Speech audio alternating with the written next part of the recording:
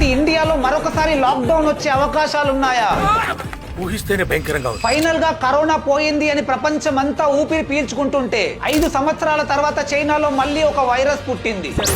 దీని పేరు HMPV అంటే హ్యూమన్ మెటా న్యూమో వైరస్. చైనాలో ఇప్పుడు ఈ వైరస్ చాలా వేగంగా స్ప్రెడ్ అవుతుంది. దీని లక్షణాలు చాలా వరకు కరోనా వైరస్ ను పోలి ఉన్నప్పటికీ ఒక సీజనల్ ఫ్లూ అన్నట్టుగానే చెబుతున్నారు. కానీ ఇప్పుడు అక్కడి హాస్పిటల్స్ పరిస్థితి చూస్తుంటే ఈ వైరస్ ప్రభావం అక్కడ ఏ రేంజ్ లో ఉందో మనకు క్లియర్ గా తెలుస్తుంది. నెక్స్ట్ ఫ్యూ వీక్స్ లో ఈ వైరస్ ఇండియాకు కూడా స్ప్రెడ్ అయ్యే అవకాశాలు ఉన్నట్టు చెబుతున్నారు. ఈ వైరస్ సిమ్టమ్స్ వచ్చేసి fever, running nose and cough. ముఖ్యంగా 5 ఏళ్లలోపు పిల్లల పైన మరియు ఏజ్డ్ పీపుల్ పై ఎక్కువగా ప్రభావం చూపుతుంది. వైరస్ సోకిన వారు దగ్గినప్పుడు, తుమ్మినప్పుడు లేదా ఆల్రెడీ వైరస్ తో కంటామినేట్ అయిన సర్ఫేస్ ని టచ్ చేసినప్పుడు ఒకరి నుంచి మరొకరికి స్ప్రెడ్ అవుతుంది. ఈ వైరస్ కి ఇప్పటి వరకు ఎలాంటి స్పెసిఫిక్ క్యూర్ కానీ లేదా వ్యాక్సిన్ కానీ లేవు. ఈ వీడియోని వెంటనే మీ ఫ్రెండ్స్ అండ్ ఫ్యామిలీ అందరితో ఖచ్చితంగా షేర్ చేయండి. వాళ్ళను కూడా జాగ్రత్తగా ఉండమని చెప్పండి.